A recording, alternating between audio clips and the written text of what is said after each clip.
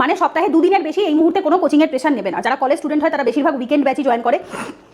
যাদের ফিনান্সিয়াল অবস্থা ভালো, কোনো বড় দিল্লির কোচিংয়ে 2 লাখ 3 লাখ টাকা যা ফিস থাকে সেটা দিয়ে ভর্তি হতে পারবে, খুব ভালো কথা। যা বাবা মা যদি অ্যাফোর্ড করতে পারে, আর যদি মনে হয় না আমার ফিনান্সিয়াল অবস্থা ভালো না, আমি মান্থলি 500-600 টাকা 700-800 টাকা ম্যানেজ করতে পারি, তো যে কোনো প্রাইভেট কোচিং, যেমন আমি পড়াই বাড়িতে প্রাইভেট কোচিংয়ের মাধ্যমে 500-700-800 টাকা মাইনাতে, তো সেইভাবে করেও করতে পারো। এটা তোমার নিজের ফিনান্সিয়াল অবস্থার উপর ডিপেন্ড করছে, বাবা কতটা অ্যাফোর্ড করতে পারবে, তুমি কতটা অ্যাফোর্ড করতে পারবে তার উপরে। আর কোচিং যদি করো, যারা 2022 এবং 23 উচ্চ মাধ্যমিক দিয়েছো তাদের জন্য 2024 কোচিং হচ্ছে সবচেয়ে বেস্ট। হ্যাঁ ঠিক আছে, যারা 24 উচ্চ মাধ্যমিক দিয়েছো তারা না করাই ভালো। আমার অন্তত মনে হয় এই মুহূর্তে প্রেশার না নেওয়াই ভালো, পরের বছরের জন্য অপেক্ষা করা উচিত। এমনি তবে যে ব্যাচ কমপ্লিট হতে মিনিমাম 2 থেকে 2.5 বছর সময় লাগে।